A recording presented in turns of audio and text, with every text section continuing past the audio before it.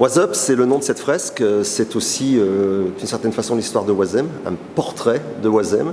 C'est un quartier populaire, un quartier de diversité, un quartier de chaleur humaine, un quartier qui a ses difficultés, mais aussi cette espèce de côté très attachant. La Maison Folie, c'est aussi quelque chose d'assez, pour moi, symbolique de la vie culturelle lilloise. On mélange la musique, les arts, le théâtre, les associations locales.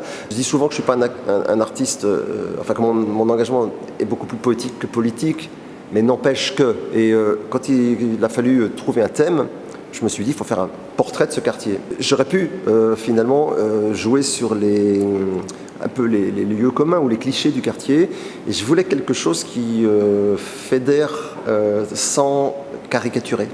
Et il se trouve que le quartier d'Oisem est un des quartiers de Lille, pas le seul, mais un des quartiers où la densité de tissu associatif est la plus importante. Donc on s'est dit, on va faire des photos des gens, mais c'est toujours compliqué d'aller faire des photos dans la rue, il faut des autorisations, et bon, droit à l'image et tout ça. Donc on a convoqué pour des shootings qui ont eu lieu ici même, différentes associations qui étaient volontaires et différents membres de ces associations qui se sont prêtés au jeu merveilleusement.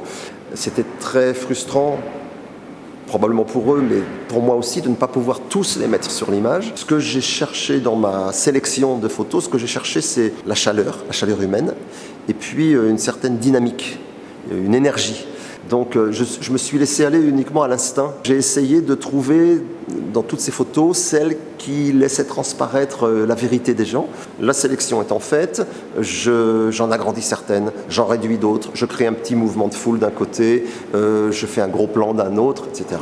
C'était pour moi évident que ce bâtiment, dont la moitié est constituée de grandes vitres, il fallait lui garder cette espèce de verticalité de chaque panneau vitré. Donc j'ai reproduit ces panneaux au-dessus.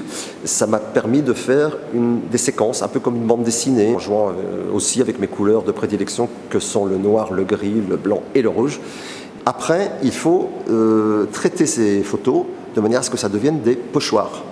Le pochoir, c'est, tout le monde le sait, un carton dans lequel on découpe, on perce des trous, on évite des zones, et à travers ces trous, on va pulvériser la peinture. Je développe ça aussi grâce à l'ordinateur. On fait appel à une découpe laser qu'à Paris, enfin une entreprise. On a reçu 340 pochoirs à peu près pour l'ensemble de cette fresque. Et voilà. Alors après, il s'agit de la réalisation à proprement parler.